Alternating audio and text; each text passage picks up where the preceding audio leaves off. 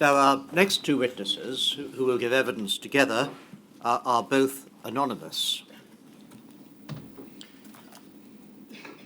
Each, therefore, has an order, and I shall read out both orders. The first is in respect of witness 2590, who will be known as Mrs. A.U. I order that the name and address of witness W2590, that's Mrs. A.U., to you and me, and any other identifying information, such as the names of her husband and children, as well as the witness's image or a description of their appearance, cannot be disclosed or published in any form unless express permission is given by me or by the solicitor to the inquiry acting on my behalf. Witness W2590 must be referred to only as Mrs. A.U. This order remains in force for the duration of the inquiry and at all times thereafter, unless otherwise ordered, and I may vary or revoke the order by making a further order during the course of the inquiry. The second witness is witness W0671. She'll be known as Miss A.V. The name and address of witness W0671 and any other identifying information, such as the names of her family, as well as the witness's image or a description of their appearance, cannot be disclosed or published in any form unless express permission is given by me or by the solicitor to the inquiry acting on my behalf. Witness W0671 must be referred to only as Miss A.V. The order remains in force for the duration of the inquiry and at all times thereafter, unless otherwise ordered, and I may vary or revoke the order by making a further order during the course of the inquiry. Will we please have Mrs. A.U. and Miss A.V.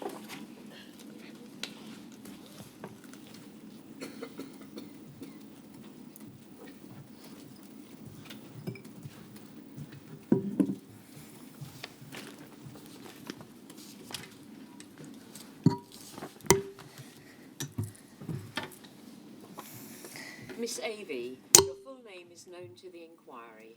Could you please repeat after me?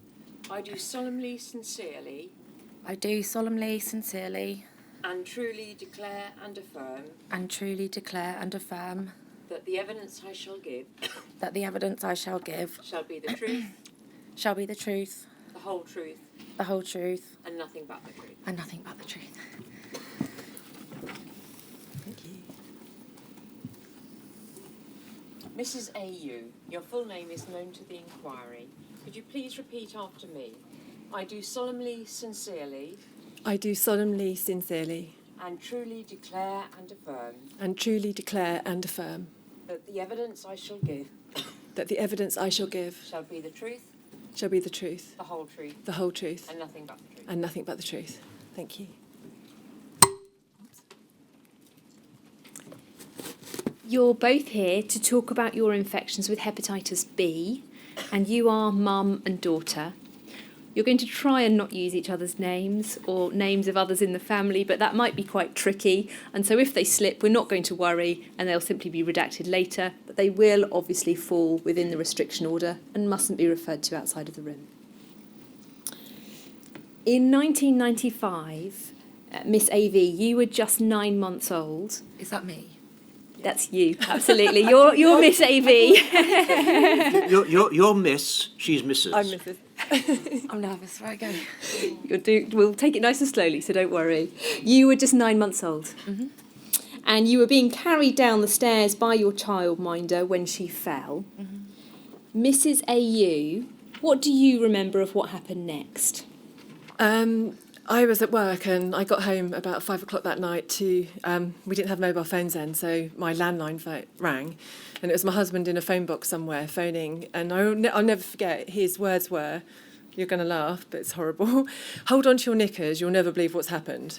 And it's just like he just went into panic mode, couldn't cope, couldn't deal. So I had to rush to Royal Berkshire Hospital, which obviously now I know clearly where it is. But at the time, I had no idea.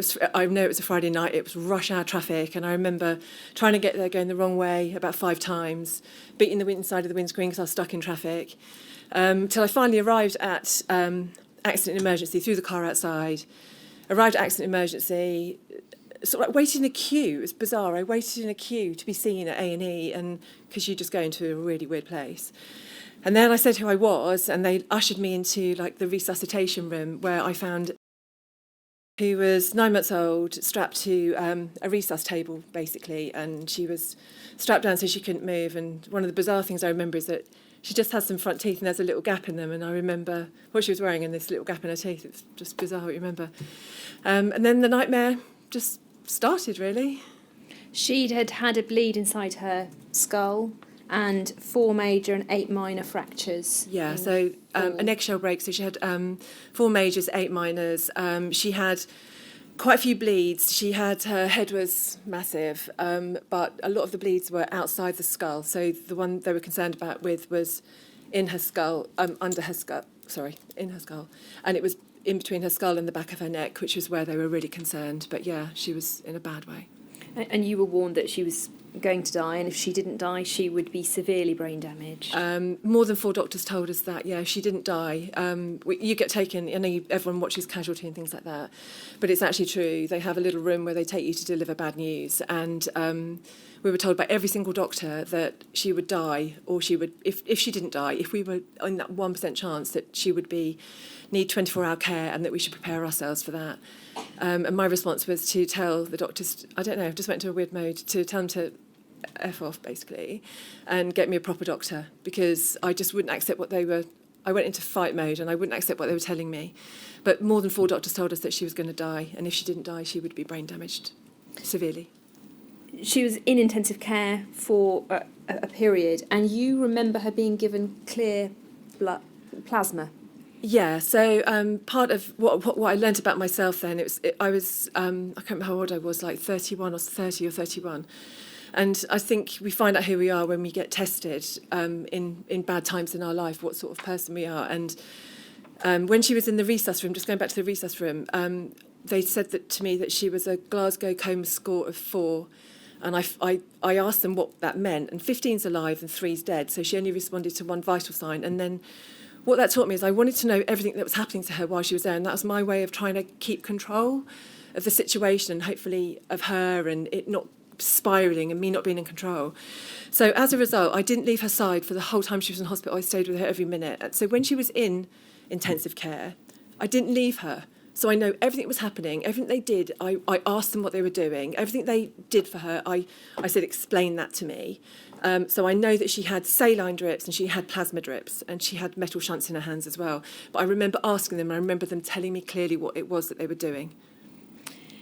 Were you given any advice or warnings about any of the risks involved in receiving that plasma? No. Miss AV, you've obtained your own medical records, and there's no record of you having received any transfusions at that stage when you've gone through them. But we'll come back to some of the documents in a moment. And then when you were 4, you were playing at a friend's house. Yeah. And Mrs. AU, you got a phone call. What happened? So the worst thing is, Sorry, it's not funny, but it's just like, so again, there was another head injury, really. Again, I was at work, which gives me immense guilt, which is ultimately why I ended up starting to work from home and start my own business. But she was playing with a friend, jumping around on the sofa. practicing backflip. Were you practicing backflips? Oh, apparently practicing backflips. And there was a pen down the back of the sofa, as we've all got pens and chocolates and 10p's and what have you. And apparently a pen went head, and it went under the skin, but with head things, there was just loads and loads of blood. So I screamed again to hospital, and I found when I got there, running around absolutely fine, but blood all over her. So she was like, "I'm fine, I'm fine," but she had blood all over her. So I pick her up, and I'm like, "Oh, my baby, this has happened." I'm in my head. I'm like, "This has happened again. I wasn't there for you." Kissing her and cuddling her, and I say licking her. I remember distinctly going, "Look, it's fine," and kissing her and licking her. And that's what I remember happening, and then taking her home and managing to get through another scrape, we thought. 6 weeks later, you were attending a work event and became unwell. and you initially thought it was sort of food poisoning or something you'd eaten, but then it continued on. Yeah, I was actually at work, and I felt fine, absolutely felt fine. And then 2 minutes, I'd had a sausage roll. And then as soon as I'd had this sausage roll, I had to go and throw up. And as soon as I'd thrown up, I felt absolutely fine again. So I was like, oh, great. I don't know what that was. So in about half an hour later, I thought, oh, I'll have some more food. So I had something else that contained fat. And as soon as I ate it again, I threw up. And that was this, But then I felt fine. As soon as I had a couple of days of just throwing up constantly, and then I went fine again. And then you went to visit family that weekend, but felt very odd, and you'd turned yellow by the Sunday of that weekend. Yeah, which was just bizarre. So I come from up north, and I went to see family, and I felt really weird. I was going out, and so much so I went out with family, and we didn't have any alcohol. I just didn't feel right. I drove, and I woke up the next morning. I remember I had lilac contact lenses at the time, and I woke up looking like an Oompa Loompa. I woke up bright orange with purple lenses, and it was just the most horrific look. And my nana actually ran a doctor's surgery, and she was like, right, there is something seriously, seriously wrong. So I drove back home. I felt fine, but I was just bright orange. I actually phoned out of hours GP that night, and he said, there is something seriously wrong. You must go to the hospital and see your doctor immediately. And that's when I was, You had a series of blood tests and were found to be positive for hepatitis B. Yeah. You told your husband about the result of the blood tests, and what was his reaction? I had to tell him on the Sunday night that him and the kids were getting tested on the Monday. Not great. So it was. He assumed that I'd been sleeping around or having an affair or certainly done something, because that understanding about hepatitis B it's still not great, but then it was even less. So he just assumed it was a sexually transmitted disease, and what had I been up to, basically. The whole family were then tested, Yeah. And at that point you also tested positive, Miss AV. And what were you told about hepatitis B at that stage? Not a lot, actually. The internet had just been going. I don't know for how long for. And every time I went to see my doctor. So can you just slow down slightly? Our Oh, sorry. transcribers are. Oh, sorry. Take a note. Sorry. We'll take all the time we need. Sorry, I'm a bit nervous and a bit shaky. You asked me. I was asking you what you were told about hepatitis B. Our doctor didn't know very much at all, really. It appeared that I and the internet knew more than him. So I went to see him, and he couldn't really help because he didn't know. He'd never encountered anyone else with hepatitis B. He didn't really know what to do and what to say. You were given some information about the risks to others, and the rest of the family were inoculated. And then they also arranged for an investigation into how you, Miss AV, had been infected. What were your feelings about that at the time as her mum? How I felt about the investigation? Yes. Well, partly we wanted to find out what had happened and all that sort of stuff, really. So we understood it, but we were assured that it would be completely confidential. And we'll come back to that in a moment. But the local authority then tested everyone around you, including children at the nursery, family members, childminder. And we have some of the letters about the investigation that we're just going to have a look at. 0671003, please.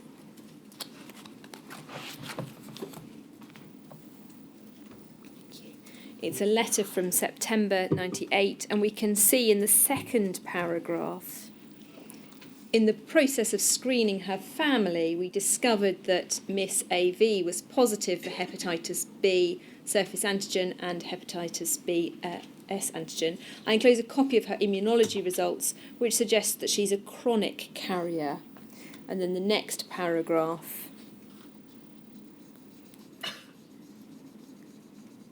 I've been working with Dr. Linda Booth, consultant in communicable diseases at Basingstoke, and the only conclusion we can come to is that Miss AV has contracted hepatitis B from her nursery, either from another child or from a carer. As a result, Dr. Booth has initiated screening of all the children present at the local nursery, and of those children that were there when Miss AV was there too. In addition, she's also screened all the carers. And then we have 004, please.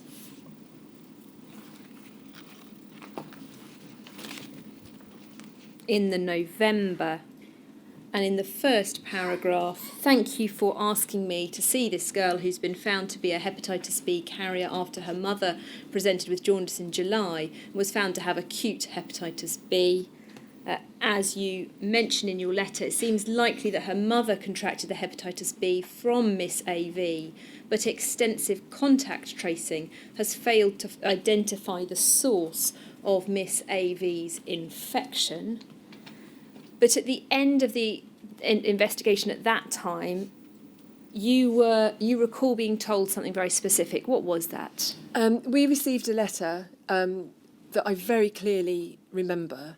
Unfortunately, we don't have that copy now because my marriage since broke up and we've moved house so many times.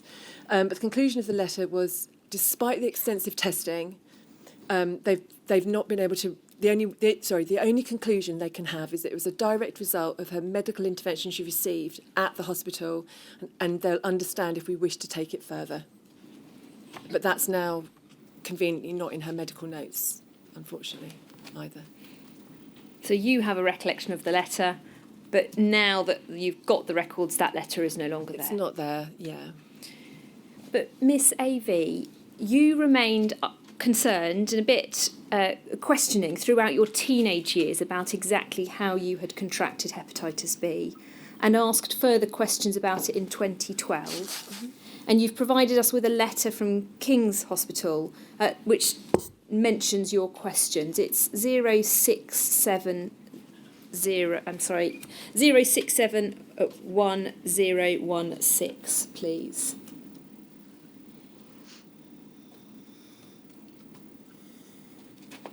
Thank you. And we can see in the middle of the page a reference to you now being 17 years old and having been reviewed in the liver clinic. In fact, could we take that straight down, please? Sorry, there's a difficulty. And there's a reference to you having questions regarding how you came to be infected. But there's no response to that letter in your medical records, is there? And as far as you're aware, questions were asked, but there was no answer at that stage. Mm-hmm. But then we do have a letter from 2014 when you went to the adult hepatitis clinic, in which it is recorded that you had been treated at 9 months for brain injury and multiple facial fractures, and that you appeared to have received HBV-infected blood product at that stage. Mm-hmm. So it wasn't until 2014 that you had something in your hands that confirmed mm-hmm. that that's how you'd been infected. Mm-hmm. Mrs. AU, you alluded to it a moment ago, but the original investigation by the local authority was meant to be kept confidential. But you discovered that your daughter's name had been provided to people. At least 2 of the parents and also one of the carers that was actually looking after hours, they all came up to me in our little village. So I would imagine that everyone was told which child it had been. And what was the effect of that on you and on your daughter? We immediately retreated from that nursery, changed our nanny, changed our carers, just became a lot more reclusive, really. We lived in a small village that we couldn't just manoeuvre in anymore as well, really, because we just felt everyone was talking about us. It was like the latest gossip. And you've particularly mentioned that people did ask you what was going on, why she had a sexually transmitted disease at such a young age. Yes, yeah. And they actually referred to it as a sexually transmitted disease. You were both then referred up to King's, and you've described being given a little bit more information about hepatitis B when you were there, but that it was still quite limited. Is this to me? It seems like even from the beginning, they didn't really know what to do with us. And I know that the first clinical trial was put on, I think it was the first in the UK. So I feel like through the whole process, we've been learning with them. So I don't think they knew that much more than we did even at that point. In terms of your treatment first, we'll talk about your daughters in a moment, but what were you told about what you required in relation to the hepatitis B in terms of medication? I got effectively like a plaster to put over it, really. They didn't try and do anything for me other than giving me, I couldn't eat. I couldn't eat anything. I would just want to be sick. And I lost huge amounts of weight. So they gave me drugs. I think they were anti-chemo sickness drugs to at least allow me to not be sick when I did eat. And that was it. And the rest of it was, well, we'll just keep checking you to see if you clear it. And that was it, and just time, really. And what was the effect on you for at least the first year? Huge. So I think a lot of people in this room will understand about ALT scores and your liver. Your liver's meant to be around about 40. My daughter had some bloods taken once. And the phlebotomist said that her brother had died when his ALT went to 450. And she said that's when tends to be the danger level for, you live or you die if it gets to that bad. And mine was 1,060. So I was just like a walking skeleton. I couldn't get out of bed some days. Some days I had great days, and other days I just couldn't get out of bed. I would just sleep. I had 2 small children. I had a husband that I'd managed to convince that I wasn't having an affair, so we were happy. I was trying to hold down a job. I'd gone to a local marketing agency, so I was trying to hold down a job. Just taking it day by day, really. Just taking it day by day until I managed to clear it. Luckily, I managed to clear it. You decided you did need to tell your employer that you were unwell, but you didn't want to explain you had hepatitis B. So what did you tell them? I told them I had hepatitis A because I'd been on a work trip and I know that hepatitis A you can get from food. So it just seemed to fit in nicely with some sort of backstory that I could spin. And immediately, it was really weird. Immediately I had these tablets to take. They were on my desk, and my boss came in. He picked them up, and he went straight onto the internet and looked at what they were. He was that intrusive. He actually said, "Oh yeah, they are what you say they are." He actually didn't even believe. He was just looking at my stuff, and yeah, awful. Your liver was checked at the time of the infection, but have you had any follow-up since then? No. Miss AV, in terms of your treatment, when you were 5, you had lamivudine and interferon for 52 weeks. Mm-hmm. You didn't respond to that treatment, and since obtaining your medical records, you've discovered an information sheet about hepatitis B that for you has put some pieces into place. It's 067018, please.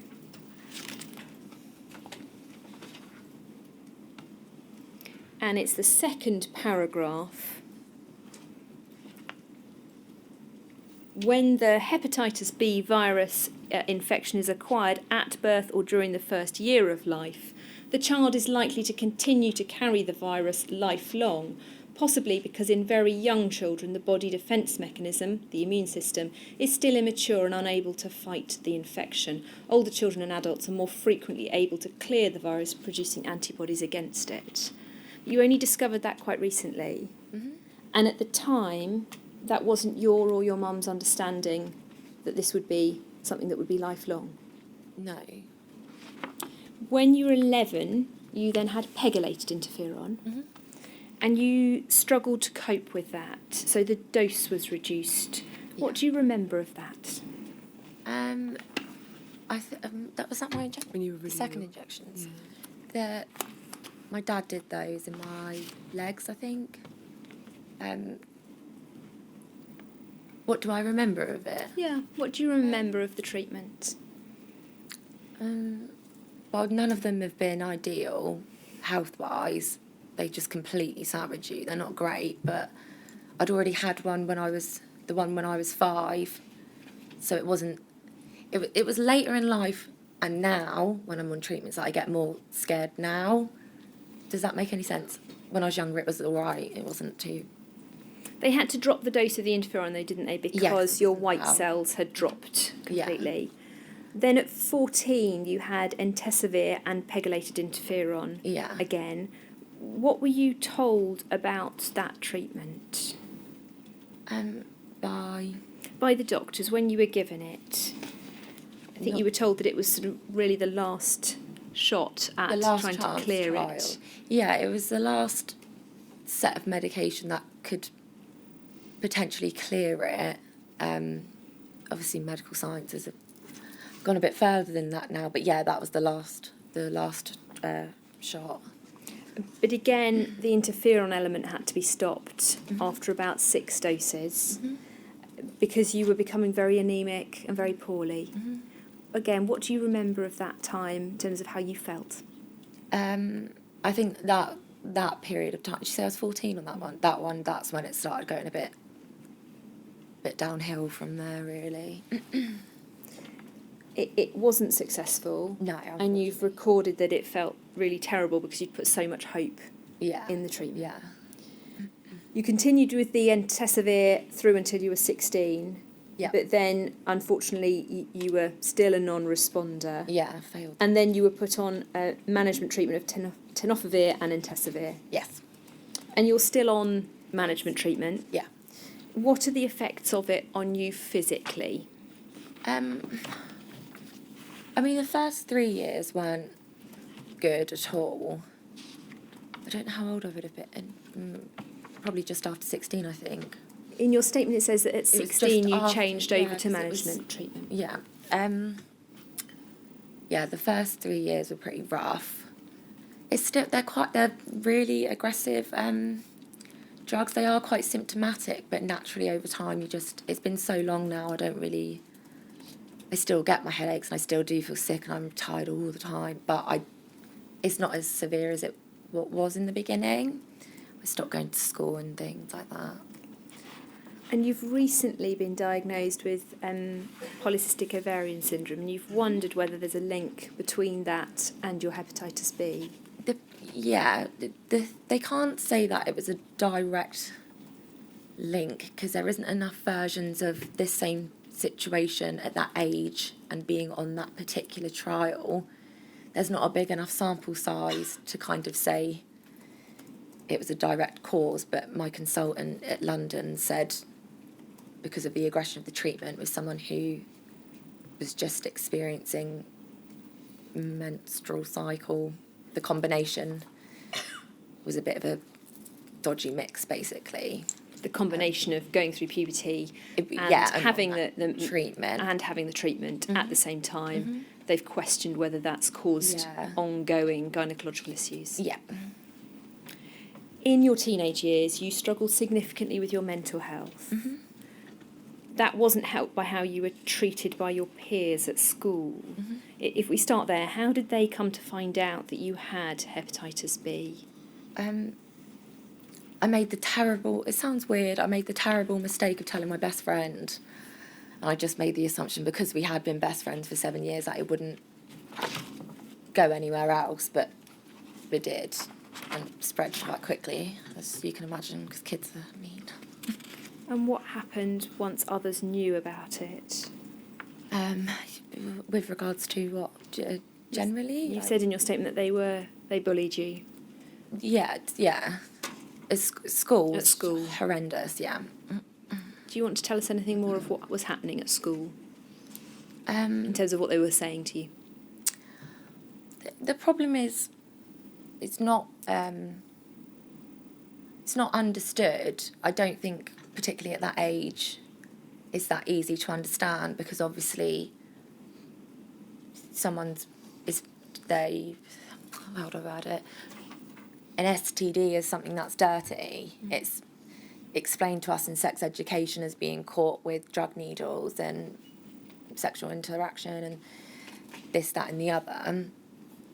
So there was a lot of different versions of events that people had of how I had it, and unfortunately you can't correct everyone, so that was that, really. There was just a lot of name-calling and unpleasantness towards you. You missed a lot of school because of your physical ill health, but also because of your mental ill health. Yeah, I just stopped going. Your mental state was very low, and you began to drink and self-harm as a way of coping. Is there anything you want to tell us about that time in your life and what it was like? But I had my arms stitched up or glued a few times. That wasn't actually too. Maybe I was about 18 or 19 then. I still don't have an answer to why that happened, but I think, I don't know, just extremely, extremely self-destructive, really, I guess. In terms of psychological support, you had some counselling when you were in your early teens, and I think the first occasion your mum had asked for you to see a female counsellor, given your age and the issues you were facing, but you were offered a male counsellor. And not funny, sorry. And then you did see a female counsellor for a few sessions, but what did she say? That I only saw her once. Oh, okay. And she discharged me after, I think it was like 20 minutes, because I was a bit, sorry, it was a bit mean, but I just was really tired that day because I'd been in a hospital all day, and then they'd booked the session for the end of the day, and I was really tired and I just wanted to go home, so I just was like, oh, I'm all right, so I could go home. And so as far as she was concerned, there was nothing wrong, and No, she just discharged discharged you? me, yeah. Your quite significant mental health difficulties continued and continued to an extent today, but they particularly continued till you reached about 22. And then you decided to try and turn your life around. Can you tell us about that? Well, I stopped What running changed? away because moving countries does not fix anything. I didn't do well in school, therefore didn't do well in college, and just left both of those. So I went back to college, redid those 2 years, and now I'm in my third year of uni and will do my master's next year. So in between all of that, you'd had some GCSE results that were very poor. You tried college, that hadn't worked, and you decided to go abroad. Yes, What did you do? I worked in a bar. Did you mean job-wise? Yeah, where did you go? What did you do? I went to Spain. I was meant to go for 3 months, and then I came back a year and a half later. I'm so sorry. She hated me. You say in your statement, although you like being away from home, you hadn't tackled your issues, you just moved them somewhere else with you. Yeah. And then you decided to come home to try and sort things out. Yeah, then I sort of accidentally moved to France. Because no, my auntie works in sales for a ski company. One of their nannies had dropped out at the beginning of the season, so she asked if she could fly me out. So then, whilst I was in France, I realised the same thing I realised whilst I was in Spain. So whilst I was in France, I reapplied for college to come back to in September. And you've come back, you've started basically from the beginning, retaking some GCSEs, doing an access course, going on to a higher education course, and now you're at university studying psychology. Yeah. You've said in your statement that things are much better in terms of your mental health, but you still struggle with anxiety, and it's not entirely straightforward. Well, the problem is with the anxiety and depression is I've tried a lot of things, and I've come to the conclusion I don't like being on medication, more medication. I don't like talking to people because I don't trust people, so I just keep moving, really. So it's not very tackled, really, as of yet. You're now in a very supportive relationship, but going forwards, you've got concerns about having children if you want them in the future. Can you tell us about that? If I want them? I do. I really want them. But with the current treatment I'm on, it wouldn't mean it would be 100%. It's not. I don't know how to word it. So although it's undetectable in my blood because of the medication that I've been on for a long time, if I was to fall pregnant, there's still that 0.00 something chance that the baby could get Hep B. Also, breastfeeding's off limits. No, can't do that on. I can't even remember the reason for that. But that's that. but I wouldn't run the risk of having a child, no matter how small the risk was. I wouldn't want to obviously do that to someone else, especially not my child, so I'm just going to put the baby idea away for a while. Also, because if you were trying to get pregnant, you'd have to come off the maintenance treatment that you're on. I think it would be with something else. I can't remember what my consultant said, but I'd have to be on it for a certain amount of time and stay at certain levels for it to be safe to have a baby. And you've just been told that there may be a new trial coming on board. Yeah. Can you tell us about that? I'd need to stay on what I'm on for another few years, I think, or year. I need to stay undetected, basically, like underneath the level, and then I could maybe get rid of it. But it's an entirely new treatment that is... It's an aggressive one again, so it's all the injections and the bloods, and I have to stay on the treatment I'm already on as well, and then take another oral medicine with all... It's just a big combination, it's a little cocktail. And the piece of that jigsaw you're particularly worried about is the injections. Yeah. Because you've had so many when you were little, that's something of a block now for you, sort of mentally. Yeah, I think the problem is it was always in a really big bulk. So every treatment, you obviously, your blood needs to be monitored at least once a week for you to be having injections once a week. And for you to, and for you to be taking this, that and the other. So I think after about 16, I've had enough of those. Petrified. Mrs. AU, emotionally, what's been the effect of your infection and your daughter's infection on you? Huge, and it continues. It's just awful. It's just a roller coaster. I call it like there's good and bad days, especially leading up to this and giving evidence. I mean, I'm so proud of my daughter for being here, basically, because it just brings back so many memories, and then the emotions start again. Just horrific, really. It's just so devastating, awful. Constant. It's just constant, and just a roller coaster is all I can describe it as, really, for both of us and everyone in the family. You asked for counselling from your GP for yourself, Yeah. But the waiting time was too long, so you've had some privately.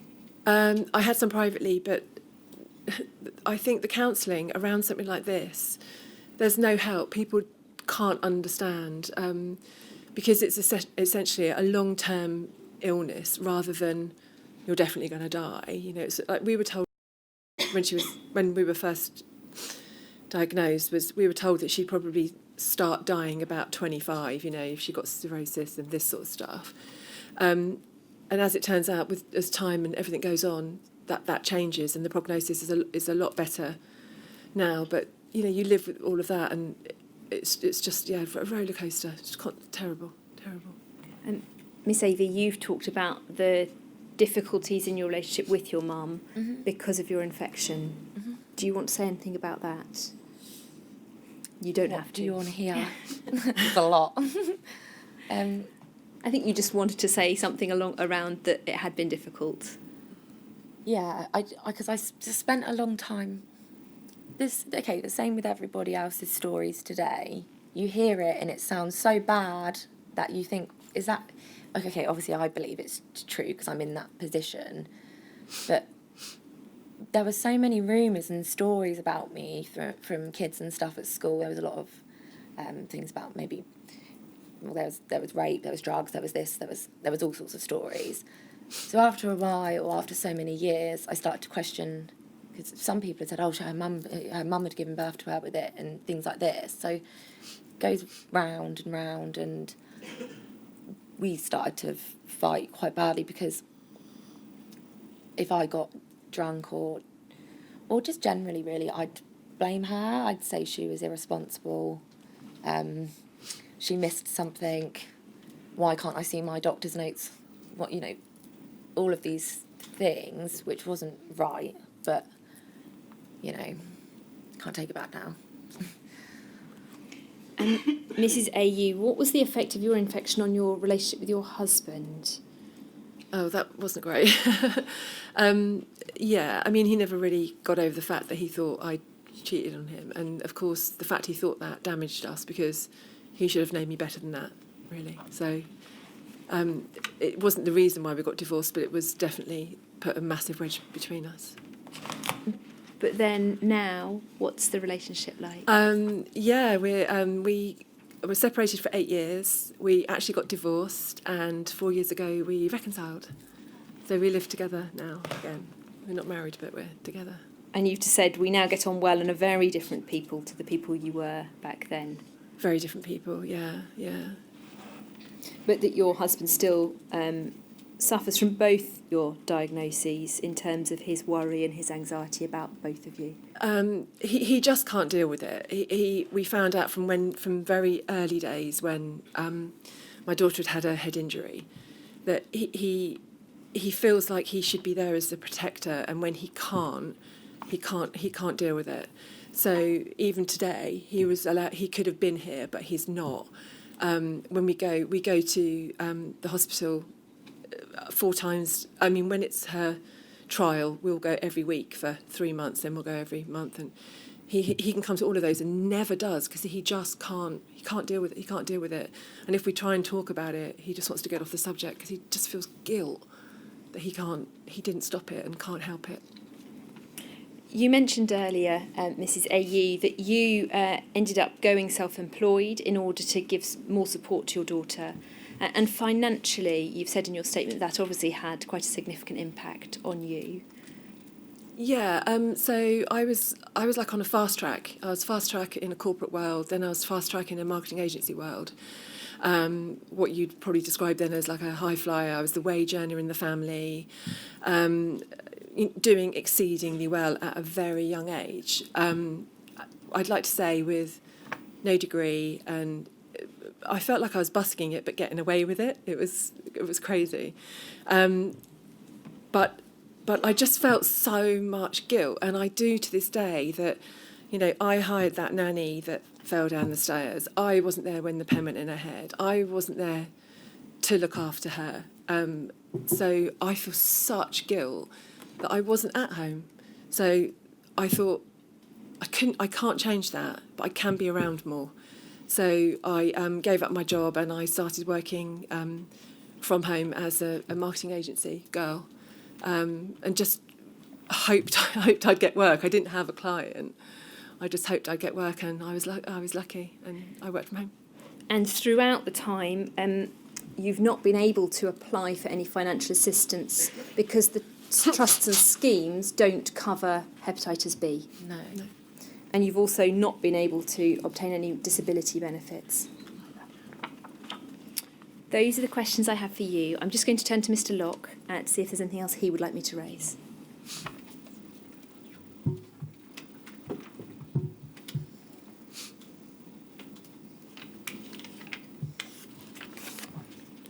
Mr. Locke has just said that you wanted to say something about the care you've received from the consultants at King's throughout all the trials.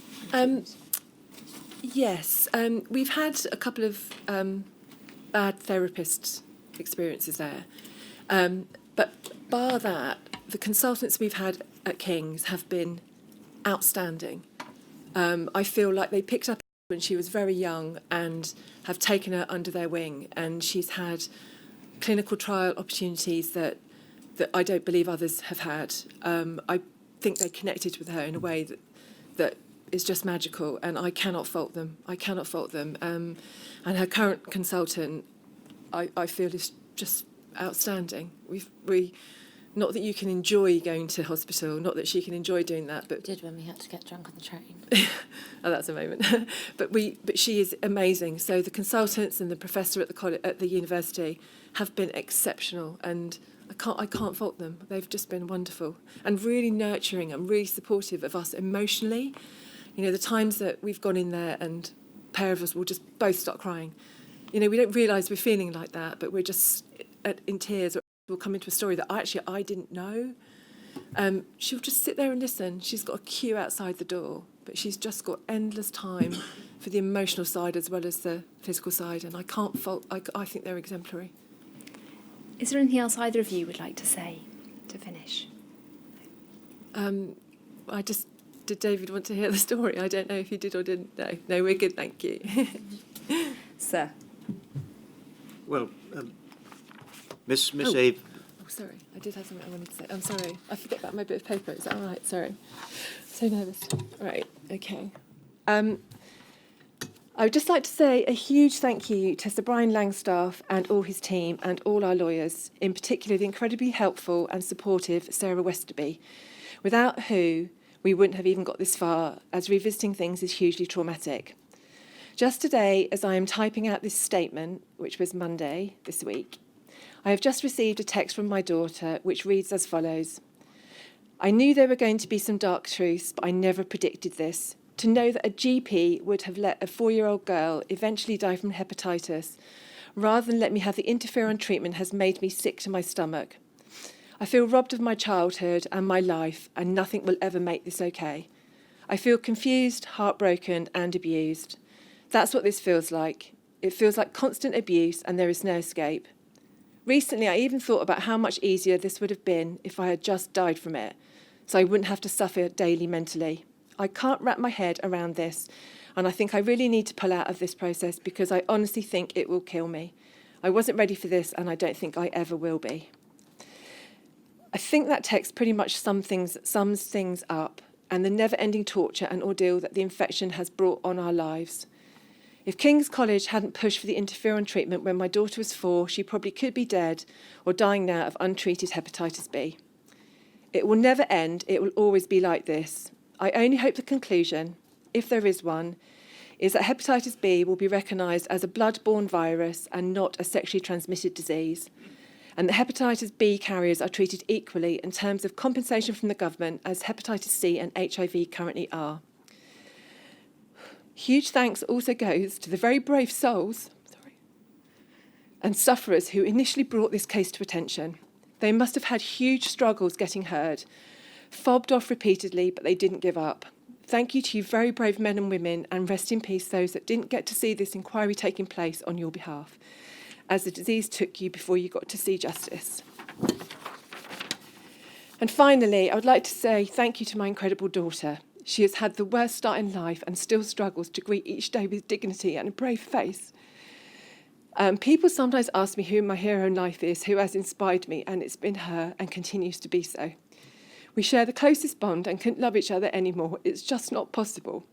But I just publicly wanted to share how proud of her I am, how she faces her struggles and of the woman she has become. A woman who, after crashing out of college due to illness and depression, is now in her 3rd year of university and about to graduate in psychology, just so she can help others with similar illnesses to hers and get the help she never got. Hepatitis B and Royal Berkshire almost broke us, but it didn't, and for that we managed to feel incredibly blessed. For us, the nightmare will never end, but if this inquiry can change the future, then hopefully this will have been worth it. So thank you again to Sir Brian Langstaff and everyone involved for your help in making this change happen. Thank you. Well, Miss A.V., I must thank you that having tried to escape by going to Spain and then France, and despite your obvious reluctance to talk about the school days and what happened in the past, that you've brought yourself to come here, you'll realise how important it is that you and your mum should come and tell us about hepatitis B and the cross-infection that took place and the aftermath. And you've told us actually quite a lot by your very different responses to what happened. You, I think, shutting it out a bit, perhaps, if I may say so. You're, on the other hand, Mrs., you're only too willing to want to deal with it by talking about it. So the very different responses, but each of them together present to me a fascinating and compelling picture. I'm sorry that it had to be hepatitis B that brought you here, but thank you. Thank you.